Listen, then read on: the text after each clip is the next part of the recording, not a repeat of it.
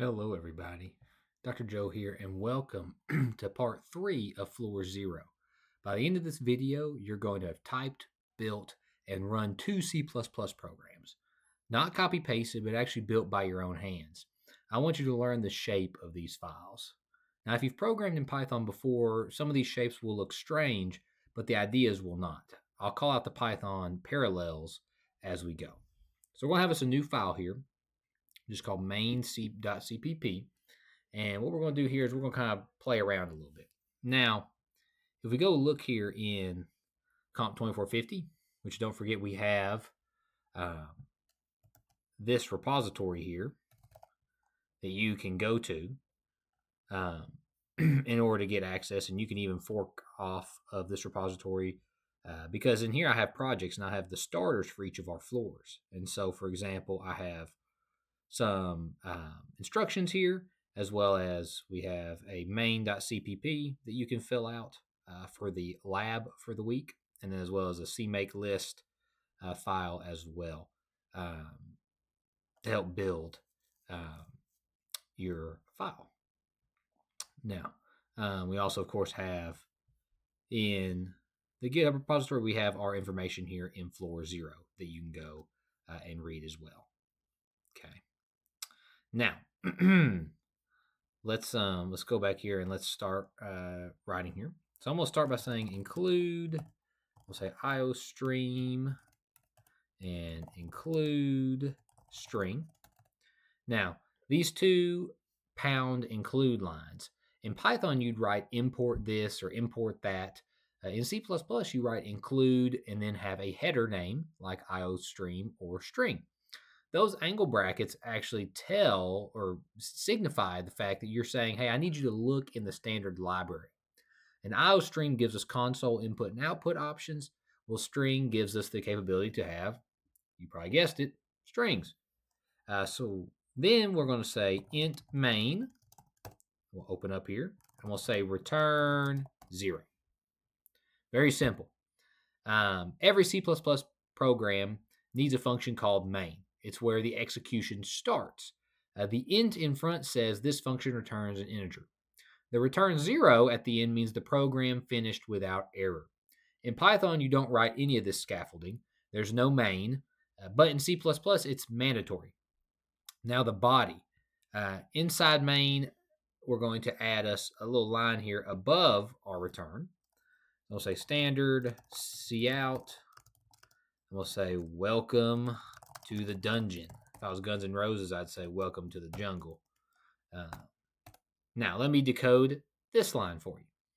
So our standard : that means from the standard namespace. And this, in terms of Python, would be like a module prefix. Standard : cout means the cout that lives in standard. Cout is a character output stream. Now, we also have roughly kind of say like standard output. The two less than signs are the insertion operator. So send what's on the right of those signs into the stream that's on the left. Of course, welcome to the dungeon is a string literal. The \n is a new line character. And of course, the semicolon there, every statement in C++ ends with a semicolon. In Python, if we were to write this, it would be much simpler. We would just say, well, of course, we wouldn't have to have a main. So I'll just write right here. We would say print welcome to the dungeon as such. And that would be the equivalent statement there. Same idea. We just have more punctuation here, essentially. Now we're going to do 2 more lines here. So I'm going to say standard string. Oop, my table over there falling down. All right, that should be good now. We'll say standard string. We'll call this string adventurer.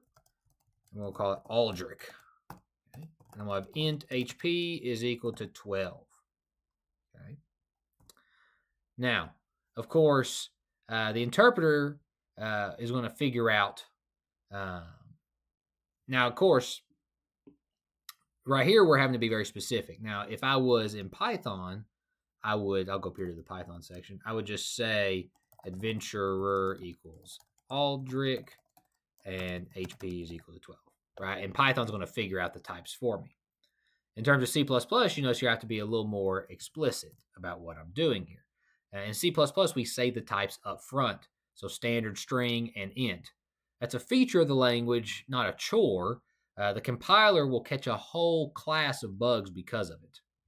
And then for our final line of output in this body, we can say standard cout. We'll say adventurer. We'll do our line. We'll say enters with our HP. And then we'll do as such, like that. Okay. So we have multiple insertions chained together, essentially, right here. We have cout, then the string adventure, then a literal, then the integer HP, then the closing literal. Notice here we can mix strings and ints in the same chain. The stream knows how to print each one. Okay. So that gives us our full file here. Okay. And of course, we can run this, which we're probably pretty used to doing right now.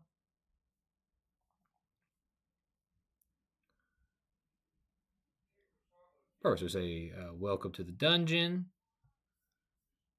Aldrich enters with 12 HP. Now, of course, if you want to, you can also use your command line to get this. And we should be able to actually find where our path is. Oh, got that saved in there right now. Let me go ahead and grab this path right here. Let's move to that file here, our test folder on desktop that I have. And now, if you've installed G++ on Mac OS, Linux, or MSys2 on Windows, you can do this command here where you say G++ -standard equals C++ 17 space -wall -o. We'll say hello, and we'll say main.cpp. Let's run that there. Okay. Now, essentially, in this case, let's see. Actually, we need to fix that. That should be not hello. We called this just test.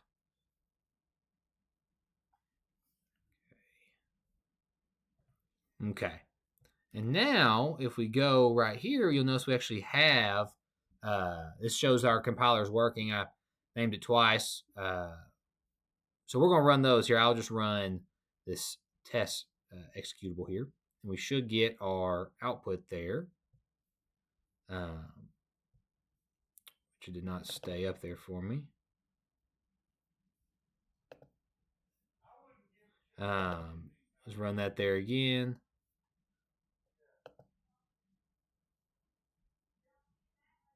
Let's see. Okay, there we go. I realized in our code here, if we look back here, it was just executing. So when I tried to run it, of course, it's just the terminal is going to close immediately. So I added this line right here, which essentially is going to wait for the user to press enter. Essentially is what's happening here. Now, on this line of code right here, what we'll notice is we have this a few different things here. So a few flags worth knowing here. We have standard C++. So that picks the C++ language version we're going to use. The -wall flag is saying to turn on warnings. Typically safe to, or preferred to always do that. Warnings can save you hours of debugging. The -o test there is naming the output file. And so it's naming it test there. Without it, G++ will probably name it a.out. And now, when we're in there, you'll notice here we have this executable. I can run test. You see we get welcome to the dungeon. Aldrich enters with 12 HP. So pretty neat. Now I press enter, and then we're closed out there. Awesome. So that gives us a very simple working file. Now I also want to do another one. I want to call this one essentially a vector demonstration here. So we're about to meet standard vector, which is C++'s answer to a Python list. It holds a sequence of items of one type. It grows when you push to it. You index into it with square brackets. The new thing in this program, besides the vector itself, is a small custom type called struct monster. So let's go ahead and build this thing. So we're going to use same things we had before, but we're going to add in, of course, vector. Okay. And then we'll say struct monster. All right, so we have some monster struct. It's going to house in it a string. This is going to be called name, and it's going to have an integer that we call HP. You may also see in Python, you may see people use data classes. That would be an analog here. A struct is essentially just a bundle of named fields.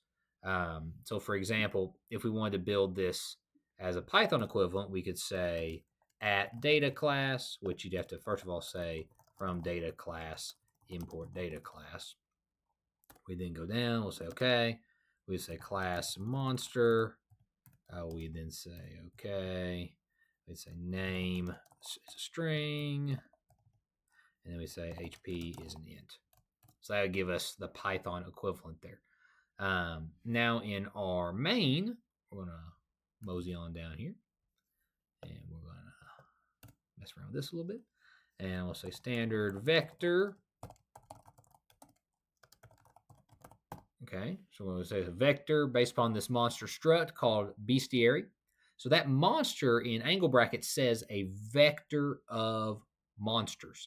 Specifically, vector is a template. You have to tell it what type it's actually holding.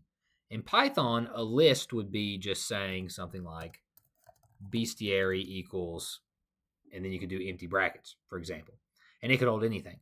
In C++, a vector holds exactly one type, and the compiler makes sure you don't accidentally stuff other things inside of it.